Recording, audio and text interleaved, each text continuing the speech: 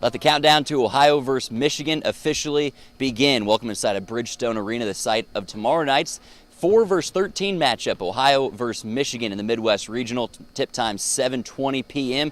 Second time in 3 seasons Ohio has punched their ticket to the big dance. Of course, they beat Georgetown a couple seasons ago. They shocked the world in that victory. And you remember, the Hoyas that year were a team that relied on the post presence of Greg Monroe, a 7-footer down low. They relied on scoring inside the paint.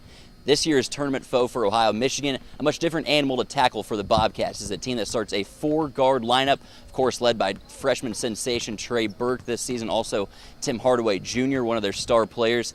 Michigan is a team that shoot a lot of three-point balls. They were second in the Big Ten in three-pointers attempted, third in the Big Ten in three-pointers made. So they shoot it from the perimeter a very good percentage. Ohio, their three-point defense will be huge for them tomorrow night. Of course, Ohio has had a lot of success guarding the three-point line this season. They were 13th in the nation, first in the MAC as far as guarding the perimeter this season. That will be a big key for Ohio. Now, Michigan does have a post presence inside in Jordan Morgan. Now, he's 6'8", so he's not particularly a height advantage or nothing that Ohio hasn't seen before, but where he poses problems potentially for the Bobcats, he's 250 pounds. He's a big boy down there. Expect that matchup to fall on Reggie Keeley. Now, Ohio, scoring the ball-wise, DJ Cooper has been the man all season. No need to tell you that much.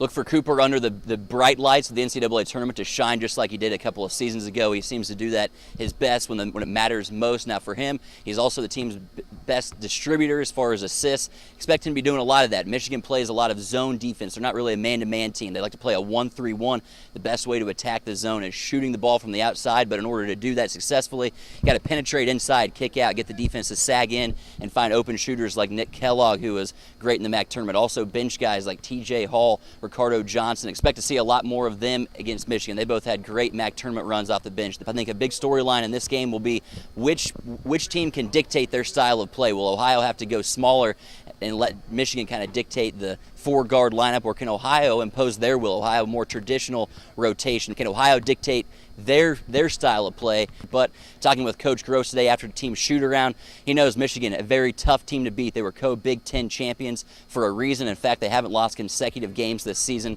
at all at any point this year, and they're coming off a loss in the Big Ten semifinals to Ohio State. So a tough task for Ohio. Coach Gross knows that, but Ohio is confident.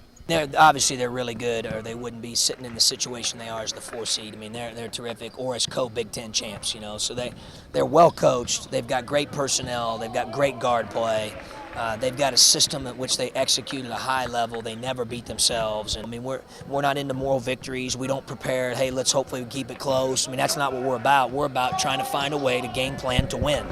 Once again, tip time set for 7:20 p.m. tomorrow night. Expect these blue seats behind me to be quite a bit greener tomorrow night. Bobcat Nation sold the most tickets of any team here at Bridgestone Arena, so Green Fever standing up. For the Bobcat Sports Showcase, I'm Blake Brodie.